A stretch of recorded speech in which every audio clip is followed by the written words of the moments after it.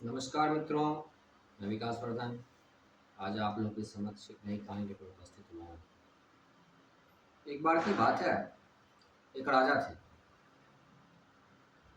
उनके राज्य में सब कुछ ठीक ठाक था। प्रजा भी खुश थी, व्यापार भी सही चल रहा था। राज्य पे कोई आर्थिक संकट भी नहीं था, कोई सामाजिक संकट नहीं था, कोई सांप्रदायिक दंगे नहीं हो रहे थे। पूरा राज्य भली भांति चल रहा था। ना ही राजमहल के भीतर किसी प्रकार का षड्यंत्र चल रहा था, ना कोई गुटबाजी थी। सब कुछ ठीक चल रहा था। फिर भी राजा ने एक दिन कहा अपने वजीर से कि मुझे मन नहीं लग रहा, सुख का अभाव है। तो मंत्री ने कहा कि मैं क्या करूं आपके सुख के लिए जो आप सुखी हों। यह तो राजा ने कहा यह तो मुझे नहीं पता, लेकिन सब कुछ सही होने के बावजूद भी सुख का अभाव है, मुझे सुख महसूस नहीं हो रहा। तो मंत्री ने कहा क्या हम किसी खेल का आयोजन कराएं? खेल के आयोजन हो सकता है उसमें आपको मन लगे। तो राजा ने कहा नहीं, प्रतिपल उत्तेजना बढ़ाने वाले इन खेल आयोजन से भी मेरा मन भर चुका है। अब खेल आयोजन से मुझे कुछ फर्क नहीं पड़ता, यह भी मुझे नहीं चाहिए। तो कहीं घूमने के लिए चलें? बोला नहीं, अब घूमने के लिए कुछ बचा नहीं, देश में सब घूम चुका हूँ। देश के बाहर भी जो महत्वपूर्ण स्थान थे सब जगह घूम ही चुका हूँ। अब दोबारा उन्हीं स्थानों पर मैं नहीं जाना चाहता। खाने पीने की कोई वस्तु, खाने के लिए तो बहुत सब दिन सब कुछ खाता ही आया हूँ, तो खाने की कोई वस्तु में मुझे रुचि रही नहीं। नृत्य इत्यादि, ऐसी कोई नृत्यांगना नहीं थी जो कि उसके सामने नृत्य ना कर चुकी हो। बोली सबके नृत्य में देख चुका हूँ, राजा ने कहा, और मैं किसी के नृत्य में मुझे कोई रुचि नहीं। फिर तो बहुत बड़ा संकट आ गया कि सारे वैभव होने के बावजूद भी राजा को खुश करना मुश्किल था और राजा दुखी रहने लगे। तो मंत्री ने कहा कि क्यों ना हम अपने राज्य में घोषणा करवा दें कि जो मेरे राजा को खुश कर देगा वो मन चाहा इनाम पाएगा। राजा ने कहा ठीक है, ये प्रयोग कर सकते हैं।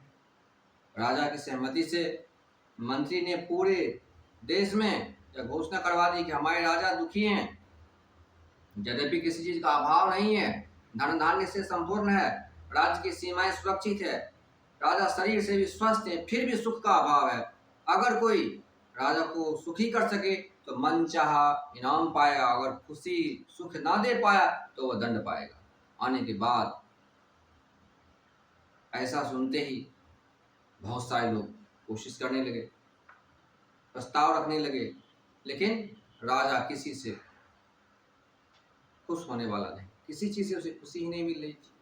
तभी एक फकीर आया राजा के यहाँ और उसने एक युक्ति बताई। बोला क्या कि आप किसी सुखी व्यक्ति की कमीज ले लीजिए, उसकी कमीज पहनिए तो आप सुखी हो जाएंगे। बस किसी एक सुखी व्यक्ति को ढूंढिए, उसकी कमीज ले लीजिए। तो राजा ने कहा ये कौन सी बड़ी बात है, हमारे राज्य में सुखी व्यक्ति की कमी थोड़ी ना है। मंत्री से कहा कि मंत्री क्या तुम सुखी नहीं हो? मंत्री ने कहा नहीं महाराज, मुझे तो हमेशा राजकूट का भय लगा रहता है, पता नहीं अब किस बात पर गुस्सा हुए और मुझे नौकरी से बाहर निकाल दें, इसलिए मैं तो सुखी नहीं हूँ। राजा ने अपने सारे दरबारियों से बारी बारी से पूछा, सब ने कुछ न कुछ बहाना बनाया। बोला नहीं, मैं तो सुखी नहीं हूँ, मुझे ये समस्या है, मुझे वो समस्या है। फिर भी राजा ने कहा चलो हमारे यहाँ बड़े बड़े व्यापारी, उन्हें कोई सुख नहीं होगा। उन्होंने बड़े बड़े व्यापारियों के पास संदेशा भिजवाया। व्यापारियों ने कहा कि नहीं, अभी मैं सुखी नहीं हूँ, क्योंकि अभी हमारे बिजनेस का जो विस्तार है वह पूरे देश में नहीं हुआ है। दूसरे दूसरे हमारे जो प्रतिस्पर्धी कंपनियां हैं वह कार्य कर रही हैं, इसलिए जब तक कि जितने भाई कंज्यूमर बेस है, जितने भी उपभोक्ता है, तब तक मेरा ही माल ना बिकने लग जाए तब तक मैं सुखी नहीं हो सकता। इस प्रकार से अभिनेता के पास गए। अभिनेता भी, उनसे पूछा गया कि क्या आप सुखी हैं? बोला नहीं, मैं सुखी नहीं हूँ, क्योंकि जब तक पुराने अभिनेता हमारे दर्शकों के दिल पे राज कर रहे हैं, जब तक मैं उन्हें उखाड़ कर बाहर ना फेंक दूं और हर दर्शक के दिल में अपनी छवि ना स्थापित कर दूं, तब तक मैं कैसे सुखी हो सकता हूँ। इस प्रकार से जहां जाए हर तरफ सुखी व्यक्ति मिले ही नहीं। महीनों बीत गए, सुखी व्यक्ति को ढूंढा जा रहा था। महीनों बीत गए, सुखी व्यक्ति मिल ही ना रहा था। सब जगह राजा के जो द्वारपाल सिपाही थे वो सब जगह जाकर पूछते कोई सुखी है, कोई सुखी व्यक्ति को किसी ने देखा है?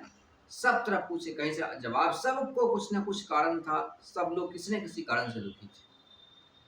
तभी एक बैलगाड़ी का जो गाड़ीवान था उसके पास जाकर रेंडमली पूछा कि क्या तुम सुखी हो? उसने कहा हाँ मैं सुखी हूँ। जैसे ही कहा सुखी हो कि सबको झटका लगा, अरे सुखी व्यक्ति मिल गया मिल गया। सब लोग राजा की तरफ खबर लेके कि हाँ एक सुखी व्यक्ति मिल गया, बोला कि मैं सुखी हूँ। तो बोला कि जाओ उसकी कमीज ले आओ। तो वह तो गाड़ीवान था, वह तो बस धोती पहने नंगे बदन बैठा हुआ था। बोला कि तुम सुखी हो, तुम्हारी कमीज कहाँ है? बोला कमीज में तो सुख नहीं है, मैं सुखी हूँ, मैं ही सुख हूँ, कमीज तो मेरे पास नहीं है। बोला अच्छा कमीज नहीं है तो फिर सुखी कैसे हो? बोला मैं सुखी हूँ, सुख का कमीज से क्या लेना देना, मैं सुखी हूँ तो सुखी हूँ, बात खत्म हो गई, सुख मेरा स्वभाव है। राजा के पास गया, जाकर कहा कि ऐसी ऐसी बात वो कर रहा है। तो राजा ने कहा कि जाओ उसे बुला कर लाओ। राजा के मंत्री सेनापति सब पहुंचे। उस गाड़ीवान का नाम बूढ़ा था। बोला कि बूढ़ा राजा तुम्हें बुला रहे हैं। बूढ़ा ने कहा कि क्यों, राजा के पास क्या गाड़ियों की कमी है जो उन्हें मेरी बैलगाड़ी की सेवा चाहिए? तो कहा कि नहीं, राजा को सुखी व्यक्ति की तलाश है और तुम सुखी हो इसलिए राजा तुम्हें बुला रहे हैं। बोला कि अरे जाओ, मैं सुखी हूँ, मुझे जरूरत नहीं है किसी की, अगर उन्हें जरूरत है तो खुद आ जाए, मुझे उनके पास जाने की कोई जरूरत नहीं है। ये खबर जाकर के राजा को दी गई। राजा ने कहा ठीक है मैं चलूंगा। और राजा अपने दल बल के साथ पहुंचा। बोला घोड़ा, घोड़ा अपना पीठ खुजा रहा था बैलगाड़ी के चक्के से। बोला हाँ राजा बोलो। बोला कि क्या तुम अपने सुखी होने का राज बताओगे? तो घोड़े ने कहा अरे मुझे अभी नींद आ रही है राजा, जाओ दूसरे दिन आना, अभी मुझे बात करने का मूड नहीं है। और घोड़ा ऐसा बोल करके फिर से आंखें बंद करके सो गया। राजा को बड़ी चिंता हुई कि भाई बात क्या है, इसे सारे प्रलोभन दे दिए, डरा धमका कर देख लिया, ऐसे कोई फर्क ही नहीं पड़ रहा। तब उसे आभास हुआ कि कहीं व्यक्ति ज्ञानी तो नहीं है, क्योंकि ज्ञानी व्यक्ति कोई किसी का भय नहीं होता। अगले दिन राजा बिल्कुल उसी की वेशभूषा में नंगे बदन धोती पहने उसके पास पहुंचा। बोला कि बूढ़ा मुझे सुख का राज बता दो, तुम कैसे सुखी हो, मैं भी सुखी होना चाहता हूँ। तो बूढ़ा ने कहा क्या मेरी पीठ खुजा सकोगे? राजा ने कहा हाँ मालिक बिल्कुल खुजा सकोगे। और वो पीठ खुजाने लगे। तो फिर बूढ़ा ने कहा ना बैठ जाओ बैठ जाओ, कोई बात नहीं, पहले दिन अगर तुम अपने राजा होने का अभिमान छोड़कर आते तो आज तुम पीठ खुजाने से बच जाते। तब उस बूढ़ा ने उस राजा को सुख का ज्ञान दिलाया कि सुख कैसे होता है, सुख क्या होता है। तुम स्वयं सुख स्वरूप हो, बाहर से सुख को ढूंढने की आवश्यकता नहीं है। सुख के जितने भी बाह्य कारण हैं वो सारे के सारे व्यर्थ हैं, बाहर से सुख खोजने की कोई आवश्यकता नहीं। तुम जरा उसे छोड़कर तो देखो, तुम्हारे भीतर से सुख की प्रवृत्ति प्रस्फुटित हो उठेगी। जरूरत ही नहीं है बाहर से सुख ढूंढने की, तुम स्वयं सुख स्वरूप है। इस प्रकार से बहुत लंबी चर्चा हुई है बूढ़ा और राजा के बीच, जो कि मीमांसा के रूप में वर्णित है उपनिषदों में। तो इस प्रकार से बहुत लंबी चर्चा हुई। उसने सुख स्वरूप की चर्चा करी। उसने बतलाया कि उदाहरण के तौर पर कोई व्यक्ति आत्महत्या क्यों कर लेता है? राजा ने कहा कि बहुत अधिक दुखी होता है इस कारण से। बोला नहीं, वह व्यक्ति अपने आप से इतना अधिक प्रेम करता है कि या तो उसे अपने अनुसार दुनिया चाहिए या तो वह अपने शरीर को, अपने अस्तित्व को मिटा लेता है। व्यक्ति अपने आप से इतना अधिक प्रेम करता है। जितने भी संबंध हैं सारे संबंध उनके सुख के लिए होते हैं। अगर वो संबंध सुख नहीं देने लगता है तो तत्काल वह संबंध टूटने लगता है। चाहे वो संबंध पिता का हो, पुत्र का हो, पत्नी का हो, बेटी का हो, कोई भी संबंध हो, अगर वो संबंध सुख देना बंद कर देता है तो वो संबंध में दरार आनी शुरू हो जाती है। वास्तव में व्यक्ति सबसे अधिक प्रेम अपने आप से करता है और अपने आप से प्रेम के विस्तार के दरमियान जो संबंध आ जाता है वह टिकता है, जो नहीं आ पाता है वह टूट कर अलग हो जाता है।